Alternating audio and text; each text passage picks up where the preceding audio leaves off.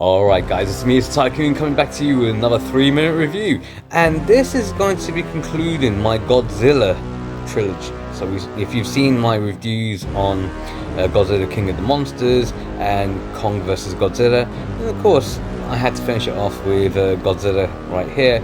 I know that a few people have actually enjoyed it and have actually come up to me and told me that they've enjoyed the reviews. So if you do enjoy the review, please leave a comment. It will help all the same.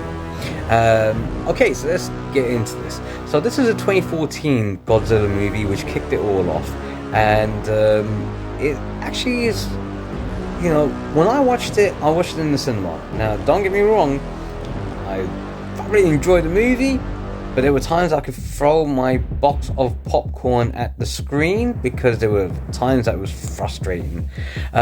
Gareth Edwards, if you've seen his Monsters movie, you'll know what I'm talking about. He brought a similar kind of thing here, even though he had the budget to do more. And there were some very, very good criticisms of this film, which were valid. But the movie itself was actually pretty good. The story could have been a bit better, but it's an introduction. So what is the story? So let's get into it. So it starts off in the 1950s where they're doing a nuclear experiment, exploding a nuclear bomb.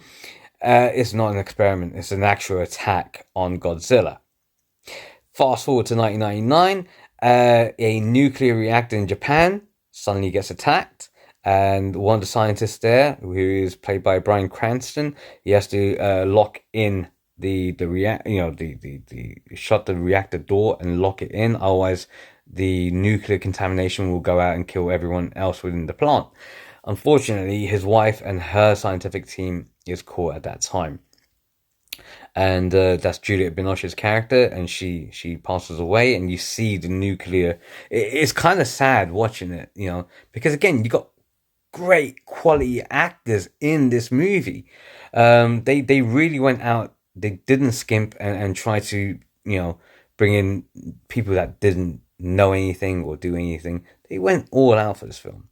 Fast forward again to 15 years later, Bryan Cranston goes back to the nuclear reactor, finds out that there is nothing there. There is no nuclear leaks because it's all been soaked up. Why is that? Well, it's because there is a parasite that is there, and Bryan Cranston's met by his son, who's an army soldier now, and he does his part. Who's played by Aaron Taylor Johnson. His wife is played by Elizabeth Olsen, and we'll see more, of them going on. And what happens is that the Mutos come out. Now the Mutos are mutants, and they feed off radiation. So this is your big kaiju event. And of course, as the kaijus, the first Muto comes out, which is a winged Muto, so does Godzilla. Godzilla then emerges as the protector, and basically he is the alpha. The problem with this movie is very valid. Godzilla is shown on screen for a short period of time. The payoff is there right at the end.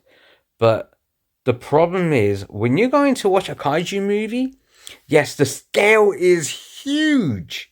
Not just when you see the kaiju attacks take place in Japan, but also in Honolulu and in Las Vegas, where the final battle takes place. But it is just huge, and it's really good. But the problem is that you see snippets of it.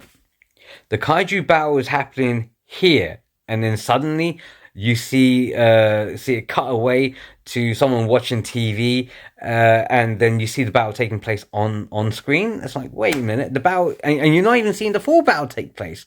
Why did they do that?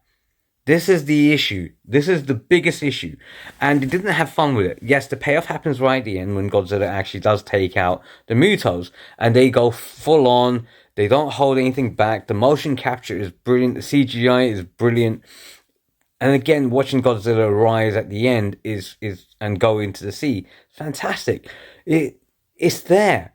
It's a very serious movie at times, and you see the halo jump as well right at the end, where the squad jumps out from a plane, and you see them falling through from the top, and you see the Godzilla And as they're falling through, and seeing Godzilla's size, you can't help but feel in awe because of the POV shots that are taking place there. It's amazing. Again, the problem is the short space of time that you see Godzilla in. You're going to watch a Godzilla movie for Godzilla.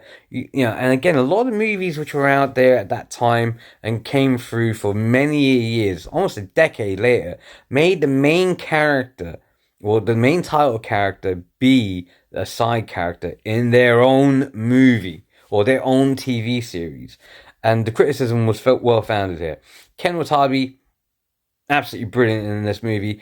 You get it. He's the scientist, and he does come out and says, "Let them fight." It's the iconic line. Let them fight, and they do. I mean, I don't know what you guys think, so let me know in your comments. Let me know, on Stitch This or anything like that. But if you're watching this on YouTube, you're watching this on TikTok, like, comment, follow, let me know. And as always, guys, if you don't know how to do that, then you don't need to go back to school. So says the Tycoon.